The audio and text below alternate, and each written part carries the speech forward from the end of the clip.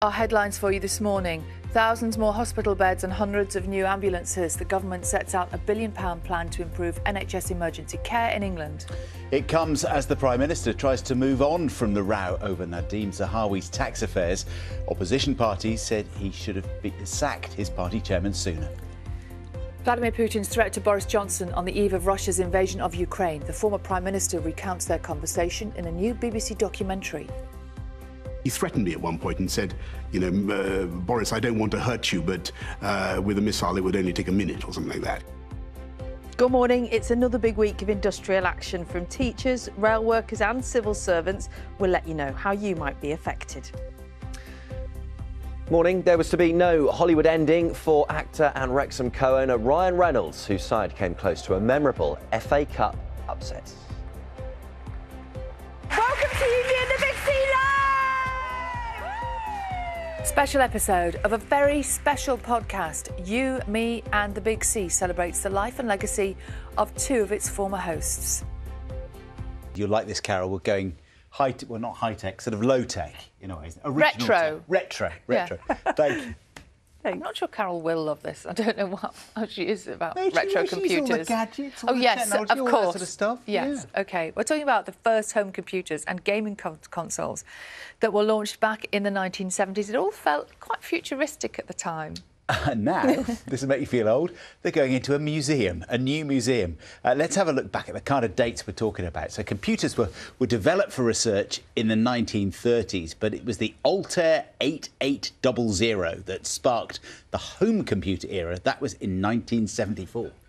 After its success as an arcade game, it was the unforgettable Home Pong. Yeah. That was developed for our own TV screens in 1975. Only the very lucky few had them then. Yes. It was in 1989 when Nintendo released its first Game Boy, with the likes of Super Mario Land and Tetris making it an immediate success. And of course, the World Wide Web has been around since 1991, although the first email had already been sent 2 decades earlier.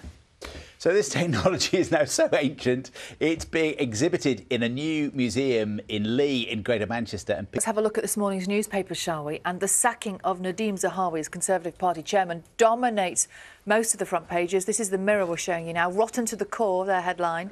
Paper also criticising the Prime Minister for what it calls failing to do the right thing earlier. The Daily Mail reports on Boris Johnson's claim that we've just been hearing that Vladimir Putin threatened to assassinate him following a trip to Kyiv. The Times looks ahead to the teacher strikes taking place this week, saying millions of pupils will miss school. Maybe they could do this instead. On the most watched video on the BBC website right now, it shows the competitive sport of Rubik's cubing. Hundreds of young cubers descending on Glasgow for a 3-day competition at the weekend, racing against the clock and against each other. At the front pages of the morning's newspapers, and one story really dominates. The Metro leads with the sacking of Nadeem Zahawi. The headline, as you can see, he's not sorry at all after Zahawi's letter to the PM seems not to offer much contrition. The Mirror also leads with Zahawi's sacking, saying that the Conservative Party is rotten to the core.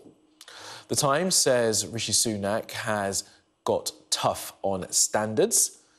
And the Telegraph has allies of Mr Zahawi claiming he was sacked without a fair hearing, while the Eye has allies of the Prime Minister blaming Boris Johnson for a legacy of sleaze.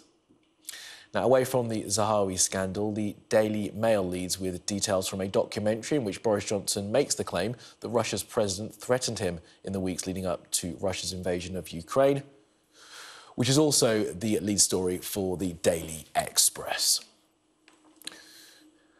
Now, if you'd like to see those front pages again and read the stories attached, scan the QR code that you see on your screen.